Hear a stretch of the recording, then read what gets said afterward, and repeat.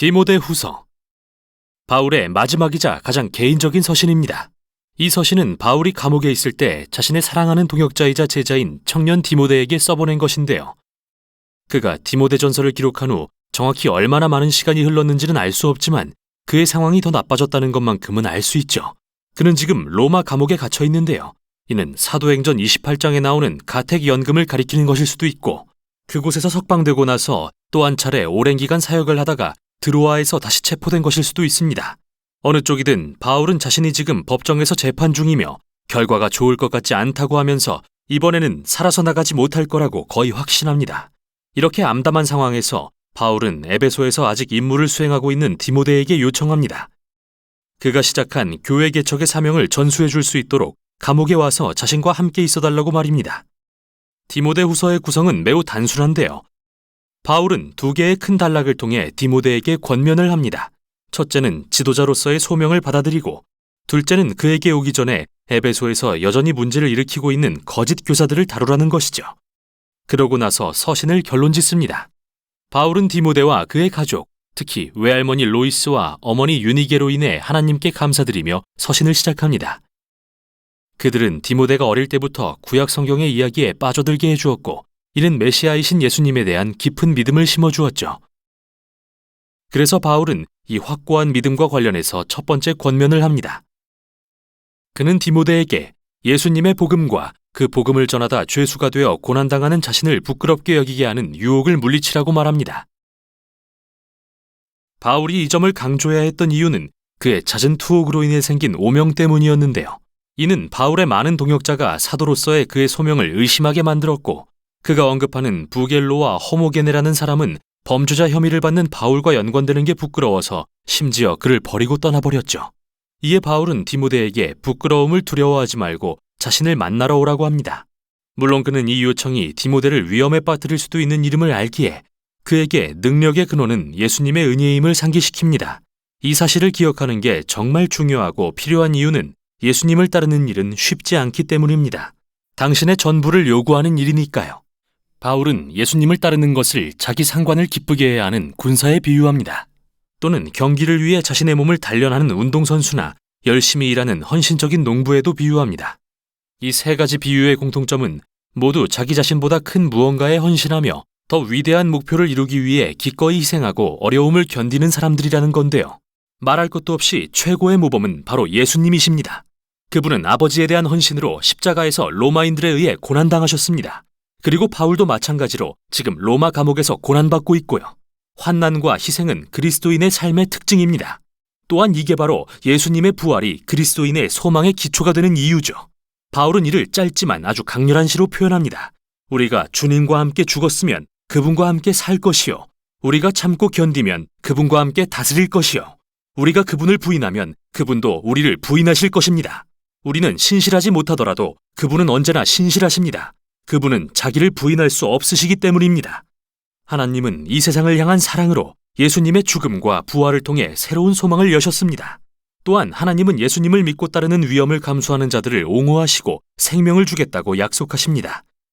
그분을 부인하는 자들은 그 결정을 존중해서 똑같이 대하실 것입니다. 하지만 신실하지 못한 인간과 달리 하나님은 변함없이 신실하신 분입니다. 그래서 바울은 대가를 치러야 되는 걸 알면서도 디모데에게 신실하라고 명하는 것이죠. 두 번째 단락으로 넘어가서 바울은 디모데에게 로마에 오기 전에 에베소의 부패한 교사들에 맞서라고 권면합니다. 그들의 가르침은 에베소 교회에 마치 암세포처럼 퍼지고 있었습니다.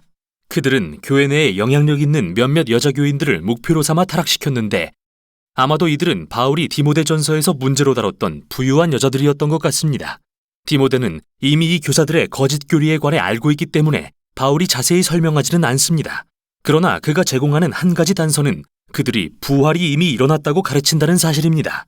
여기서 우리는 이 교사들이 그리스 철학에 기반해서 육체의 부활은 부정하고 영적인 경험만을 이야기하는 것인지, 아니면 성령의 능력으로 이미 부활의 역사가 시작되었다는 바울의 가르침을 왜곡한 것인지는 알 수 없는데요. 어느 쪽이든 간에 문제는 그들이 부활과 새 창조에 대한 확고한 미래의 소망을 저버렸다는 것입니다. 그들은 그 대신에 일상생활과 동떨어진 개인적이며 지나치게 영적인 기독교를 받아들였죠. 그래서 바울은 디모데에게 예수님에 대한 진짜 복음을 가르칠 신실한 지도자들을 세우라고 명합니다. 그들은 무의미한 말다툼을 하지 않도록 거짓 교사들과의 논쟁을 피해야 합니다. 오히려 디모데와 그가 세운 지도자들은 본질에 충실해야 합니다. 즉, 성경의 핵심 줄거리와 메시지에 집중해야 한다는 말인데요. 바울 당시의 성경은 구약을 의미했죠. 그는 이렇게 말합니다. 성경은 그대에게 그리스도 예수 안에 있는 믿음으로 인해 구원에 이르는 지혜를 줄 수 있습니다. 결국 성경은 예수님께로 이르는 통일된 하나의 이야기이자 온 세상에 전해줄 지혜를 담고 있다는 것을 의미하죠. 그 후 바울은 성경의 본질과 목적에 관해 이야기합니다. 그는 모든 성경이 하나님의 영감, 말 그대로 그분의 영으로 된 것이라고 하는데요. 이는 하나님이 그분의 백성에게 들려주기 원하시는 것을 성경 저자들을 통해 쓰도록 인도하시는 성령의 역할을 가리킵니다. 그리고 하나님은 매우 실제적인 목적으로 성경을 통해 그분의 백성에게 말씀하시는데요. 바울은 이렇게 말합니다. 성경은 교훈, 즉 전에는 몰랐던 것을 가르치기에 유익하며 책망, 즉 믿는다고 말은 하면서 사실은 삶으로 실천하지 않는 것들을 지적하기에 유익하며 우리의 흐트러진 생각과 행동의 방식들을 드러내어 바르게 하기에 유익합니다.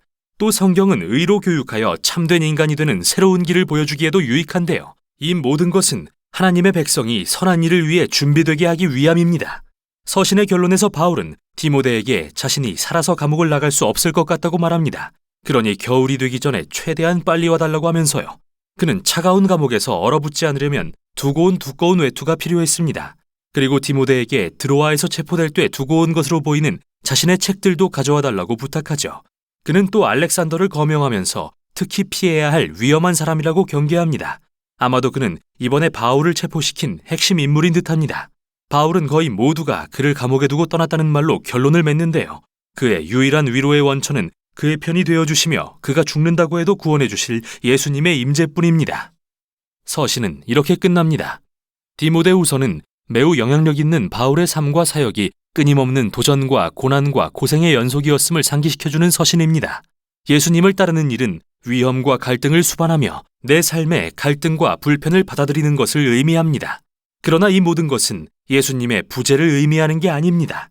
오히려 바울과 다음 세대의 그리스도인들이 깨달은 것처럼 우리가 어둡고 힘든 순간 가운데 있을 때 예수님의 사랑과 신실하심이 가장 확실한 실체로 드러난다는 것을 보여줍니다. 이게 바울의 마지막 서신인 디모데후서가 전하는 내용입니다.